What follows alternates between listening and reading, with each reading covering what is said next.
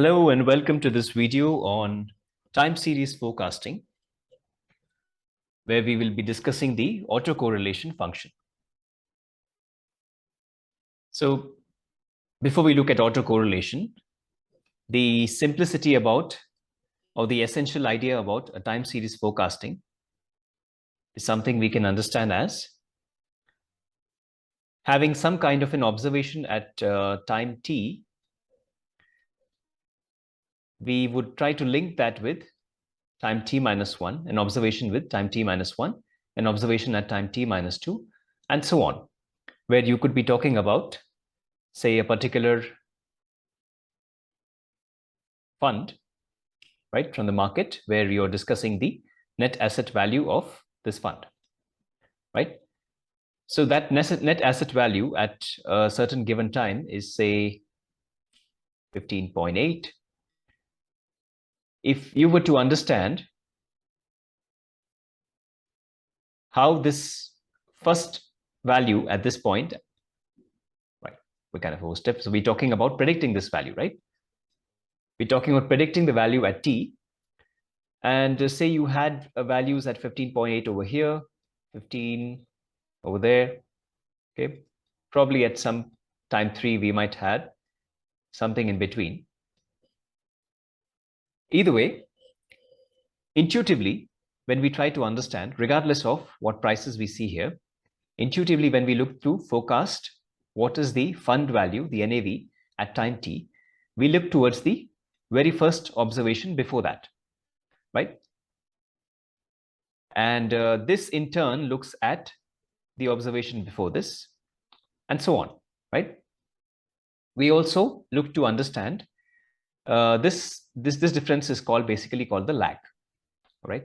The lag that could be 1, or from t to t minus 2, your lag could be something larger, right? If you were to directly understand the observation at time t related to the observation at time t minus 2, if we were to directly understand an equation, then our lag becomes 2, right?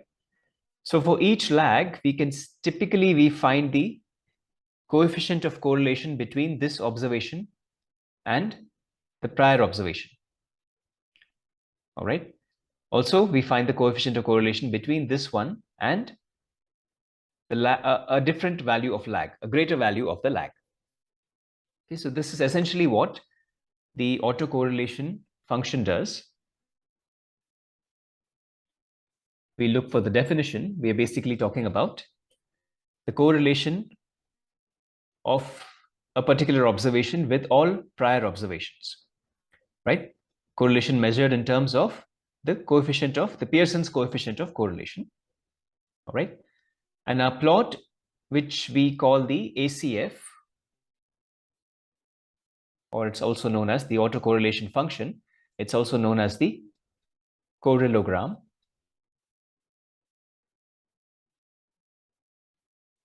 This is essentially the plot between the lags in the x-axis and Pearson's coefficient of correlation in the y-axis.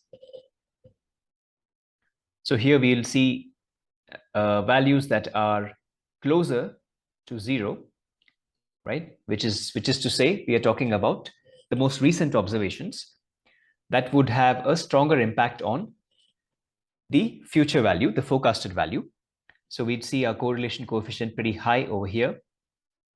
Slowly, it tends to decline. The manner of declining, of course, may be different for different time series. Here we can see it's a progressive decline up to 0 and actually starts increasing in the negative direction, right? So depending on different kinds of time series, we end up modeling it. We can fit it to a autoregression model or a moving average model.